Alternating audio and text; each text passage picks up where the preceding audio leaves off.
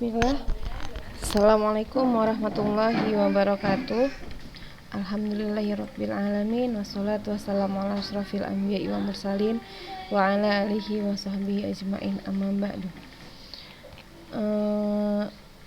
Apa kabar anak-anak saja semuanya? Semoga anak-anak saja semuanya selalu dalam keadaan sehat. Setelah kita libur panjang minggu lalu ya kan, jadi minggu lalu kita memang tidak ada pelajaran IPA karena libur nasional. Jadi kali ini kita masuk memulai pembelajaran kembali, menyambung pelajaran kita yang 2 minggu lalu. Nah, 2 minggu lalu Ustazah sudah memberikan latihan sama kalian ya kan, latihan tentang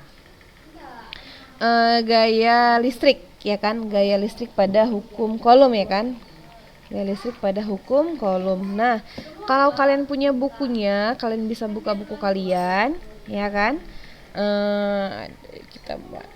Kita sehari ini masuk ke materi tentang beda potensial listrik dan energi listrik. Ini kita masuk hari ini. Nah, cuman ada beberapa hal yang ingin disampaikan kepada kalian terlebih dahulu.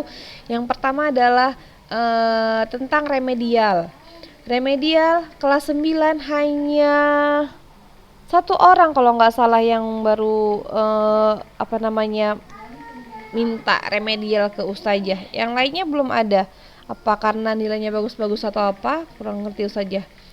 Bukan satu sih, ada beberapa orang ya, ada beberapa orang yang baru mengerjakan remedial, lebih banyak yang belum mengerjakan. Yang sudah tuh kayaknya si Ali Azhara itu dia udah, yang lain belum nak.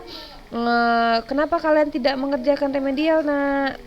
Sebaiknya segeralah kalian menghubungi Ustazah untuk melaksanakan remedial, karena Ustazah sudah memberikan keringanan pada kalian. Pengerjaan remedial itu disesuaikan dengan waktu kalian ya kan, tidak sesuai dengan waktu Ustazah, tapi sepertinya tidak ada yang peduli gitu. Nah, nilai remedial ini nanti akan mempengaruhi nilai akhir semester, nilai akhir semester 1. Jadi membantu nilai kalian untuk nilai akhir semester. Jadi kalau nilai kalian rendah, otomatis akan mempengaruhi nilai kalian. Walaupun nanti nilai kalian tinggi, bisa jadi berkurang nilai kalian, karena nanti kan nilai ini akan dimasukkan juga, akan dirata-ratakan. Jadi usahakan untuk melaksanakan remedial secepatnya dan segera menghubungi Ustazah. Untuk latihan yang 2 minggu lalu juga masih ada yang belum mengumpulkan latihannya. Ustazah memang nggak akan lagi, ini mana nilai apanya, mana ininya, enggak, karena kalian yang rugi nanti kalau nggak ada nilainya. Itu berarti resiko kalian gitu kan, bukan ruginya Ustazah, kalian yang rugi. Makanya mulailah kalian mencoba untuk bertanggung jawab pada diri kalian ya kan, tanggung jawab. Karena kalau bukan kalian yang mengatur diri kalian dan bertanggung jawab, siapa lagi gitu. Makanya Ustazah harap bertanggung jawab dan tetap mengerjakan remedial yang telah Ustazah himbau pada kalian. Nah, hari ini kita masuk ke materi beda potensial dan energi listrik. Minggu lalu kita udah belajar tentang medan listrik ya kan, medan listrik udah kita pelajari. Nah, minggu ini kita masuk ke beda potensial dan energi listrik. Kalau kalian punya bukunya, kalian buka halaman 175 ya, buka halaman 175. Kalau nggak punya juga nggak apa-apa, lihat dari sini juga bisa. Nah, sebelum kita masuk ke materi kita tentang beda potensial dan energi listrik, sering nggak kalian apalagi ini musim hujan ya kan, musim hujan tuh kadang-kadang sering ada petir gitu kan. Nah, mengapa petir itu bisa terjadi? Apa sebenarnya petir itu, dan mengapa petir itu berbahaya ya kan? Nah, nanti akan kita bahas di sini. Jadi orang yang pertama kali menyatakan bahwa petir terjadi akibat adanya gejala listrik statis adalah Benjamin Franklin. Jadi petir itu terjadi karena adanya gejala listrik statis ya kan. Yang menyatakan ini adalah Benjamin Franklin. Nah, menurut dia, petir adalah kilatan cahaya yang muncul akibat perpindahan muatan elektron. Perpindahan cahaya kilatan cahaya yang muncul akibat perpindahan muatan elektron antara awan dan awan atau antara awan dan bumi. Jadi, ada perpindahan elektron antara awan dengan awan atau antara awan dan bumi. Jadi karena seperti yang udah Ustazah jelaskan beberapa minggu yang lalu, yang berpindah itu kan muatan elektron, ya kan? Kenapa muatan elektron berpindah? Karena dia berada pada kulit atom gitu kan.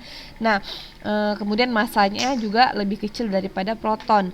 Nah, ketika terjadi gesekan antara awan dan awan, ya kan? Jadi dia setelah terjadi gesekan itu berpindahlah muatan elektron dari awan yang satu ke awan yang lain, ya kan, berpindah muatan elektron dari awan yang satu ke awan yang lain. Nah, yang dia kelebihan elektron itu dia akan mencari tempat, ya kan, mencari tempat yang dia bisa memindahkan muatan elektronnya. Nah, akibat perpindahan ini maka terjadilah yang namanya petir atau kilatan cahaya, ya kan, akibat dari perpindahan elektron.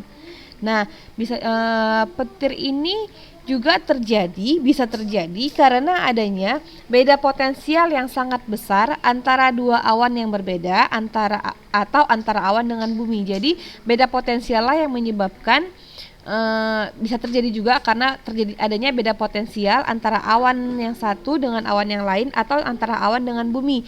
Jadi kan karena adanya perpindahan beda potensial itu, maka elektron akan berpindah. Jadi elektron akan berpindah dari benda yang dia beda potensialnya lebih kecil atau lebih rendah ke benda yang beda potensialnya lebih besar. Itulah perpindahan elektron. Nah, ketika elektron itu berpindah maka terjadilah yang namanya petir. Jadi petir dapat terjadi karena adanya beda potensial yang sangat besar antara dua awan yang berbeda atau antara awan dengan bumi. Nah, akibatnya akan terjadi lompatan muatan listrik atau perpindahan elektron secara besar-besaran dari awan ke awan atau dari awan ke bumi. Nah, karena adanya beda potensial tadi, maka lompatan elektron secara besar-besaran inilah yang menyebabkan timbulnya petir. Jadi petir itu petir adalah kilatan cahaya yang muncul akibat perpindahan muatan elektron antara awan yang satu dengan awan yang lain atau antara awan dengan bumi.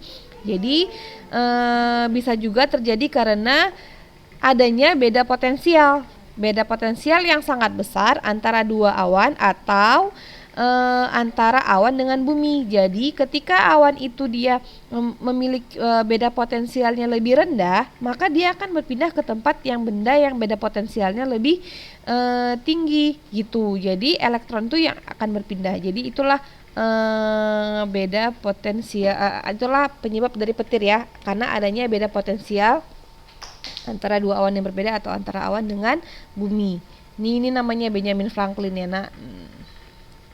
Nah, besarnya beda potensial listrik dapat dihitung dengan membandingkan besar energi listrik yang diperlukan dengan jumlah muatan listrik yang dipindahkan. Nah, secara matematika rumusnya adalah delta V sama dengan W per Q.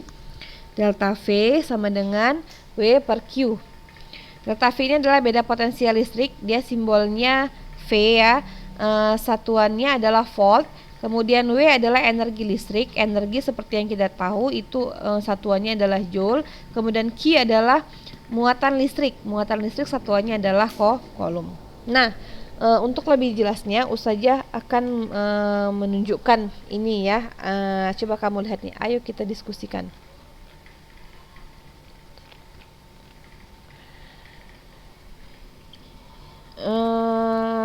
Halaman 176. Bentar ya.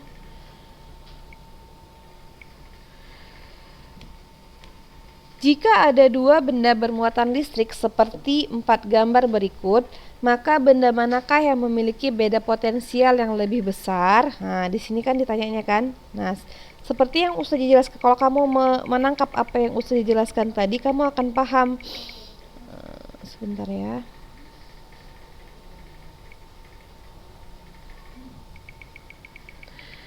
Di sini kamu lihat yang bagian A itu dia ada dua buah muatan listrik. Yang satu dia terdiri dari 2 buah muatan proton, dan yang satu lagi dia ada 2 muatan negatif, ya kan?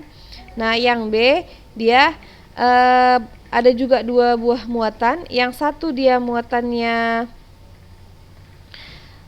protonnya ada 2, yang B dia protonnya ada 4, yang C elektronnya ada 1, kemudian yang B elektronnya ada 8, yang D elektronnya ada 2, yang A, yang B-nya elektronnya juga ada 2. Nah, dari keempat gambar ini kita satu-satu ya.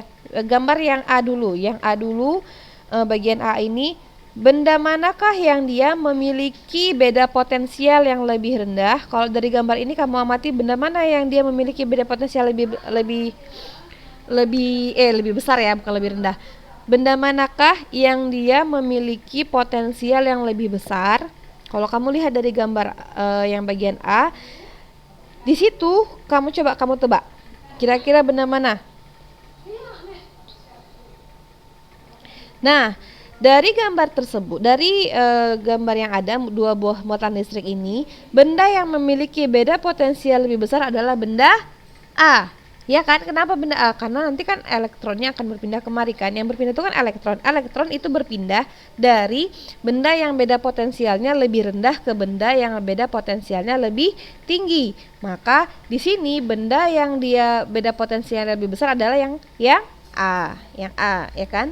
Nah, kalau yang B bagaimana? Nah, benda yang memiliki beda potensial yang lebih besar pada bagian B adalah yang mana? Yang B, karena jumlah protonnya lebih banyak daripada muatan yang A, ya kan? Daripada muatan yang A di sini. Nah, yang C bagaimana? Nah, yang C, benda yang memiliki beda potensial lebih besar adalah yang A. Yang A. Nah, bagian D bagaimana? Kalau bagian D ini dia beda potensialnya sama besar karena sama-sama dia terdiri dari 2 buah elektron. Paham ya kira-kira? Sekali usia jelaskan ya.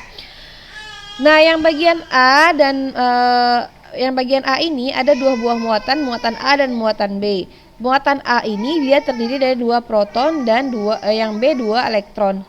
Nah, yang berpindah kan elektron yang berpindah ke muatan A. Nah, dari sini kita tahu bahwa kalau beda potensial itu dia berpindah dari benda yang beda potensialnya lebih rendah ke benda yang beda potensialnya lebih tinggi. Berarti di sini yang dia beda potensialnya lebih tinggi adalah yang A.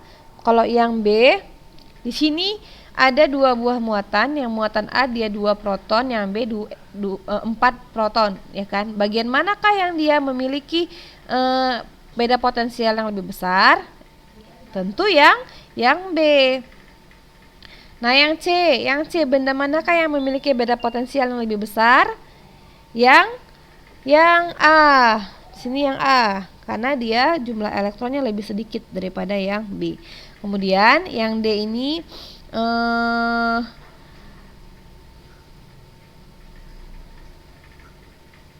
beda potensialnya sama besar karena jumlah elektron pada muatan A dan B itu sama.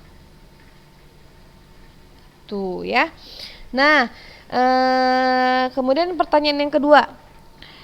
Jika selisih potensial antara benda A dan benda B cukup besar, maka akan terjadi loncatan muatan listrik atau elektron. Dari benda mana ke benda manakah loncatan elektron tersebut mengalir?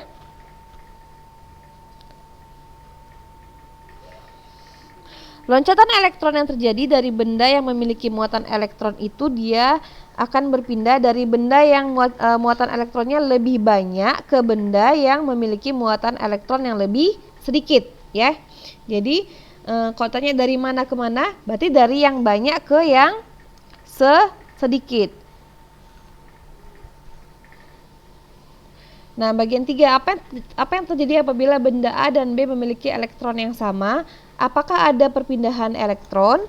Tidak ada perpindahan elektron, ya kan? Karena dia muatannya elektronnya sama. Nah, itu untuk pembahasan beda potensial antara 2 buah benda. Nah, selanjutnya ya kita buka halaman 177. Kita bahas tentang contoh soal. Ayo kita pahami contoh soalnya. Berapakah beda potensial kutub-kutub baterai sebuah rangkaian jika baterai tersebut membutuhkan energi sebesar 60 Joule untuk memindahkan muatan sebesar 20 kolom? Ini kan pertanyaannya kan. Yang ditanya apa? Yang ditanya adalah beda potensial. Berapa beda potensialnya? Yang ditanya ini. Apa yang diketahui? Yang diketahui yang pertama adalah ini 60 Joule. Joule tadi satuan dari apa, Nak? Satuan dari energi. Energi simbolnya apa? W. Jadi diketahui W-nya sama dengan 60 Joule. Nah, untuk memindahkan muatan sebesar 20 kolom, muatan simbolnya adalah Q. Q sama dengan 20 kolom. Ya udah, itu kan ditanya beda potensialnya. Ya langsung aja rumusnya. V sama dengan W per Q. V sama dengan W per Q. Bagikan aja langsung 60 dibagi 20. Jawabannya adalah 3. Satuannya apa? Volt. Ya, tegangan atau beda potensial. Beda potensial itu sering juga disebut dengan tegangan ya. Jadi, beda potensial itu beda potensial kutub-kutub baterai rangkaian tersebut adalah 3 volt. Nah, selanjutnya, contoh soal yang kedua. Sebuah baterai memiliki beda potensial sebesar 1,5 volt. Berapakah besar energi yang diperlukan baterai jika digunakan untuk memindahkan muatan sebanyak 40 kolom? Nah, kita identifikasi dulu apa saja yang diketahui. Di sini dibilang memiliki beda potensial 1,5 volt. Berarti tegangannya adalah 1,5 volt. Kita buatlah V-nya atau beda potensialnya sama dengan 1,5 volt. Kemudian yang ditanya apa? Berapakah besar energinya? W-nya yang ditanya kan. Nah, jika muatannya sebanyak 40 kolom katanya, berarti Q-nya adalah 40 kolom. Nah, yang ditanya adalah besar energinya. Pakai metode segitiga kan bisa juga ya kan? Pakai metode segitiga yang pernah Ustazah ajarkan di kelas ya. Nah, jadi kalau ditanya W, rumusnya jadi V kali Q. W sama dengan V kali Q. Masukkan aja langsung 1,5 volt dikali 40 kolom. Jawabannya adalah 60. Satuan dari energi adalah Joule. 60 Joule. Jadi besar energi untuk memindahkan muatan tersebut adalah 60 Joule. Itulah contoh soal dari beda potensial ya. Jadi mudah nih ya. Anak kelas 9 udah paham lah. Kalau kayak gini nih soalnya gempil ya kan. Mudah ya. Pokoknya rumusnya V sama dengan W per Q. V sama dengan W per Q. Kalau ditanya V ya masukkan rumus W per Q. Kalau tanya W rumusnya jadi V kali Q. Kalau ditanya Q rumusnya jadi apa? Pakai metode segitiga biar lebih mudah, ya kan? W per V gitu ya. Nah, selanjutnya Ustazah akan memberikan latihan pada kalian. Nah, kalau kamu punya bukunya halaman 177, tapi nanti kalau nggak punya bukunya Ustazah akan screenshotkan ini, kemudian Ustazah bagikan di grup kelas kalian. Nah, jadi latihan kalian itu ada 2 soal saja ya. Soal latihannya ada 2 soal. Yang pertama adalah beda potensial antara 2 titik pada kawat penghantar sebesar 9 volt. Berapakah energi listrik yang digunakan untuk memindahkan muatan sebesar 30 kolom di antara 2 titik tersebut. Nah, ini diketahui beda potensialnya dan dan muatannya. Yang ditanya adalah energinya. Nah, tinggal kamu masukkan rumusnya ya kan. Nah, yang nomor 2, jumlah muatan yang dipindahkan pada sebuah rangkaian listrik adalah 15 kolom. Jika energi yang dibutuhkan untuk memindahkan muatan tersebut dari ujung-ujung rangkaian listrik adalah 45 Joule, berapakah beda potensialnya? Ini yang ditanya adalah beda potensial. Tinggal bolak-balikkan rumus saja ya. Rumus yang digunakan tadi V sama dengan W per Q. Jadi tinggal dimasuk-masukkan aja. Gampang itu ya, Nak. Kalau kelas 9 ini nggak tahu itu gawat. Karena ini udah sering, karena tinggal masuk-masukkan aja nih ini rumusnya. Ya kan, apa yang diketahui juga sudah ada, udah jelas. Jadi latihan ini harus kalian kumpul hari ini juga. Jadi ini hari Sabtu ya kan. Nah, Sabtu kalian jam 8.40 mulainya. Nanti siapnya kan jam 9:10. Nah, langsung siapkan. Ustazah tunggu paling lama jam 6 sore. Jam 6 sore ya. Jadi jangan ditumpuk-tumpuk itu kerjaannya. Nanti bilangnya tugasnya banyak kali, padahal cuma 2 soal. Nah, habis itu dikumpulkan langsung. Kalau kamu tumpuk-tumpuk itulah nampaknya jadi banyak ya. Jadi banyak terakhir malas ngerjainnya. Jadi batas waktunya hari Sabtu jam 6 sore sudah mengumpulkan langsung ke ustazah. Cuma 2 soal aja ya, Nak. Nah, selanjutnya kita masuk ke kelistrikan pada sel saraf ya. Kelistrikan pada sel saraf. Nah, tubuh kita dapat menunjukkan adanya gejala kelistrikan khususnya pada saraf yang disebabkan ada impuls. Coba dulu kamu tekukkan sikumu kemudian antukkan sikumu ke meja. Apa yang kamu rasakan? Enak. Enak kan? Coba dulu, jangan nggak dicoba biar tahu rasanya. Ya, kalian tekukkan siku kalian kemudian antukkan ke meja. Apa rasanya, Nak? Rasanya sakit ustazah. Kayak ada listrik-listriknya gitu ya kan. Nah, tapi listrik pada sistem saraf berbeda dengan listrik pada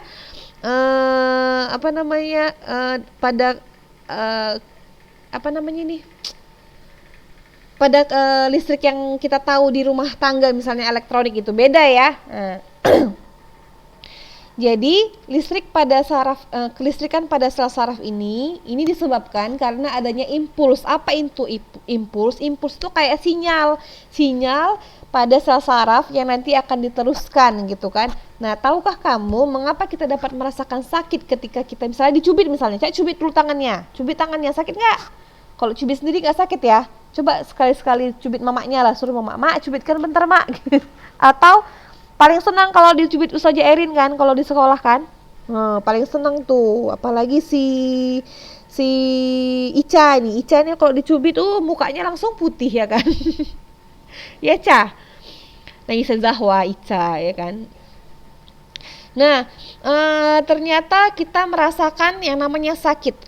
Rasa sakit tersebut muncul karena kulit kita itu menerima rangsangan berupa yang namanya cubitan. Rangsangan inilah yang kita sebut dengan impuls, ya kan? Kemudian rangsangan ini selanjutnya akan diubah oleh sel saraf dalam kulit menjadi namanya impuls ya tadi kan. Nah, kajian yang khusus mempelajari tentang aliran impuls pada tubuh manusia disebut dengan biolistrik.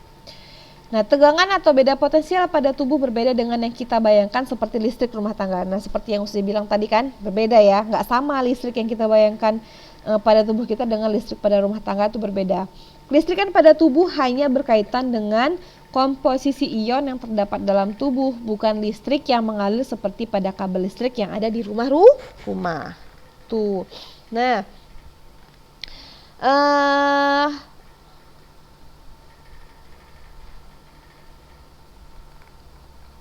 usah banyak-banyak kali nanti pening kalian ya. Singkat-singkat aja nih ya. Jadi di dalam sel saraf kita itu ada dia beberapa bagian dari sel saraf. Nih, seperti pada gambar ini ya. Nih ada beberapa bagian dari sel saraf. Bagian-bagian inilah yang akan Ustazah jelaskan ke kalian tentang bagian-bagian dari sel saraf. Nah, ini adalah sel saraf dari kita. Ini cuma satu ya, padahal sel saraf yang ada dalam tubuh kita itu ada berjuta-juta ya kan, banyak kan. Nah, ini hanya sebagiannya aja atau hanya satu ya. Nah, di sini ada yang namanya inti sel. Inti sel itu yang mana? Inti sel ini dia. Yang tengah ini namanya adalah inti sel. Kemudian yang bercabang-cabang ini namanya adalah dendrit. Namanya dendrit. Catat ya. Apa namanya, Nak? Dendrit. Kemudian ada namanya badan sel. Yang mana badan sel ini? Ini namanya adalah badan sel. Nah, setelah itu ada yang namanya akson. Akson itu nih yang panjang ini. Nanti Ustazah jelaskan fungsinya masing-masing. Jadi satu-satu dulu kalian perhatikan ya. Ini tadi yang tengah namanya adalah inti sel, yang ini namanya dendrit, yang ini namanya badan sel, yang namanya akson. Kemudian ada yang namanya selubung mielin. Selubung mielin itu dia yang menyelubungi apa tuh namanya? Yang menyelubungi akson. Itu namanya adalah selubung mielin.